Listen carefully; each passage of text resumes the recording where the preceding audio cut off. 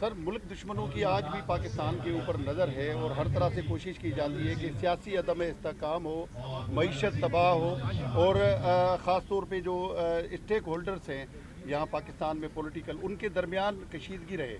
تو اس حوالے سے آپ لوگ کیا کوششیں کریں گے اور کیا بہتر پاکستان آنے والے دنوں میں اس ملک کے نوجوانوں کو دیں گے جو آج مایوس ہیں، جو آج کہہ رہے ہیں کہ 77 سال ہو گئے لیکن پھر بھی وہ جو خواب قائد نے دیکھا تھا وہ پورا نہیں ہوا؟ بالکل آپ نے ٹھیک کہا کہ دشمن قوتیں اس انتظار میں رہتی ہیں کہ جب بھی پاکستان معاشی طور پہ اپنے پیروں پہ کھڑا ہونے لگتا ہے، چاہے سی پیک کا منصوبہ ہو یا پھر SIFC کے تحت پاکستان میں انویسٹمنٹ ہو، وہ ایسے حالات پیدا کرنا چاہتا ہے کہ چاہے سیاسی قوتیں ہوں یا بیرونی قوتیں وہ آپس میں الجھیں، لیکن الحمدللہ ہمارے پاس ایک ایسی مضبوط افواج پاکستان ہے جو ان تمام تر پیش آنے والے مسائل سے نمٹنے کے لیے ہر دم تیار رہتی ہے۔ اسی لیے جو لوگ سیاسی عدم استحکام پیدا کرنا چاہتے ہیں یا سیکورٹی کے تحت عدم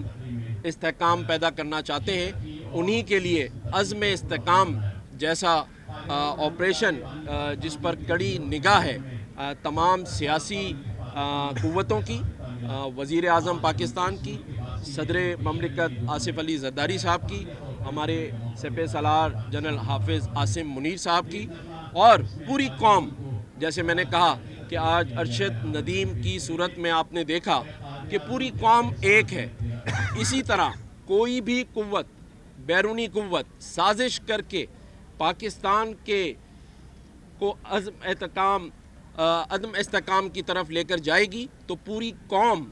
قوم اس کا بھرپور جواب دے گی، اور انشاءاللہ تعالیٰ اس وقت ہم سب آپ کو ایک پیج پر اور ایک ساتھ نظر آئیں گے۔ خیر آپ کیا کہیں گے ملک دشمن قوتوں کے حوالے سے کچھ کہیں گے؟ بس میں گورنر صاحب نے جو بات کی اس کو آگے بڑھاتے ہوئے، اس وقت جو سب سے زیادہ مشکل ہمارے ملک کی آئی ہے وہ ان لوگوں کی کریٹ کی ہوئی ہے، ان کی بنائی ہوئی ہے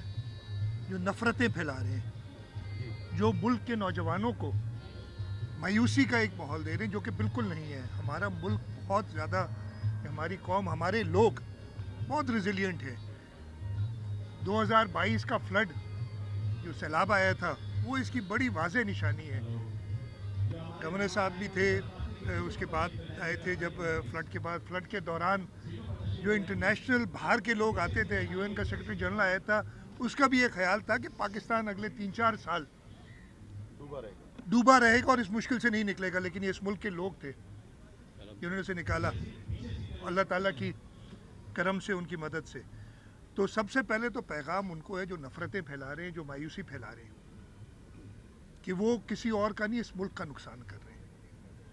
وہ یہ سمجھ رہے ہیں کہ وہ اپنی ذاتی مفاد کے لیے یہ باتیں پھیلا کے اس ملک کے لوگوں کو مایوس کر سکیں گے۔ میں خاص طور پہ 14 اگست پہ، خاص طور پہ قائد اعظم کی مزار کے سامنے آپ میڈیا سے کہتا ہوں کہ مایوسی والی بات جو ہے نا، یہ صرف اپنی انٹرسٹ میں وہ لوگ کر رہے ہیں۔ ہاں مسئلے ہیں، اس میں کوئی شک نہیں ہے، لیکن ہم ایک ریزیلینٹ قوم ہیں، مسئلوں سے پہلے بھی نکلے، اس بار اور طاقتور ہو کے ہم آگے نکلیں گے، اور آپ دیکھیں گے کہ پاکستان کا عوام، پاکستان کے لوگ جو اصل طاقت کا سرچشمہ ہے، اس مشکل سے پاکستان کو نکالیں گے۔